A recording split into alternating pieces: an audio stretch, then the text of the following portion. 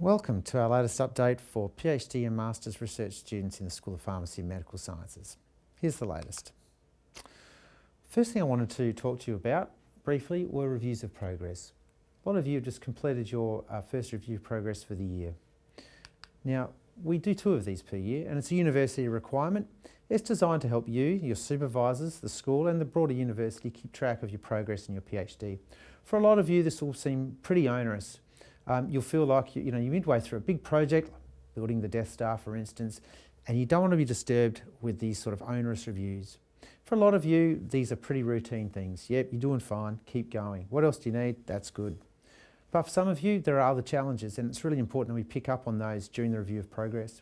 Also, you as a student may think things are tracking really well, but not everyone may agree. And similarly, your supervisors may think things are going well, but you may not. So it's an opportunity to work through those concerns and to make changes and amendments to ensure that you do successfully get through and complete. We do 2 of these per year, and it's mostly done through an online process. But this really is just a way of capturing what should be happening between you and your supervisory team. You and your supervisors would meet regularly, hopefully, but at least formally around the review of progress. And so you would present, to your supervisors evidence of your progress. They would agree to this, and then you would submit that paperwork, that record, online in the system. Your supervisors would approve it. This is the online portal for your reviews of progress. And then it would go to your research degree coordinator, who would then approve that, provided they were satisfied. I've seen a lot of variation in the sorts of documentation that are submitted with reviews of progress. And that's normal that there should be variation, but what we do want to see is make sure you've always got a timeline. Some people use a formal Gantt chart that tracks the activities you're doing for your thesis through time for your entire candidature. So it might be, when you're beginning to write up a particular chapter or complete a particular study or seek ethics approval for a particular piece of research, or even take a pause from research, maybe something significant's happening in your life, or you have to move buildings. Those things should be built into a timeline Gantt chart. You should always include that. There should be a description of what you've been doing over the past 6 months since the last review. There could be, brief, even dot points description of your experimental work, what's been happening. Might be other courses, things you've undertaken, maybe as part of the Engaged or Transformed PhD, or other activities related to your research. And then, of course, there's the looking forward component. What do you plan to do over the next 6 months before the next review? And with that, there should always be the capture in the Gantt chart as well, or timeline of some kind.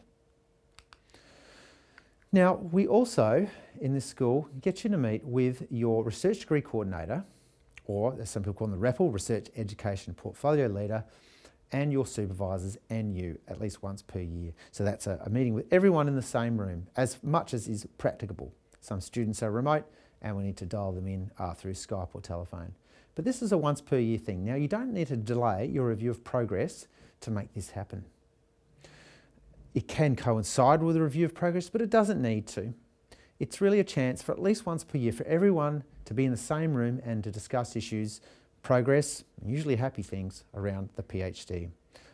So don't delay submission of your review of progress online for it. If you're very close to submitting that review anyway, and the timing works out, indeed, just bring that documentation with you to that meeting. But yeah, at least once per year, every one of you should be meeting with your research degree coordinator, and our team will set up those meetings. And don't dread it. It's not going to be as bad as some meetings are, but hopefully it's all geared towards your success. The other thing I wanted to mention today was Authenticate.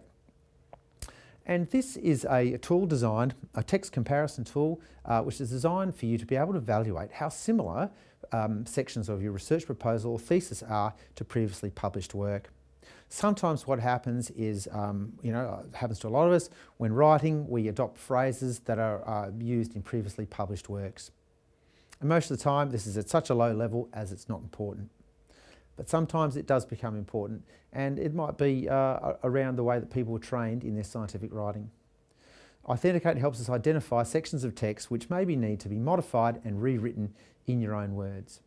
Authenticate's our tool for this, and you obtain your login and credentials for it by emailing that address there, the authenticate@unisa.edu.au address, and they'll give you your username and password. You have to use Authenticate. I mean, you use it as much as you like, but you have to use it at least twice during your candidature. You generate a similarity report for your research proposal and for your thesis. And so your research proposal is ready to submit, run it through Authenticate, get the report, and then take that to your supervisors for review. And once everyone's happy, no problem. If there are sections that need to be written, you'll need to rerun the report after you've made some changes. And then once everyone's happy, submit that to the school, and you can do that through the online portal. That's all I wanted to say at this little brief catch-up, and I hope to see you all soon.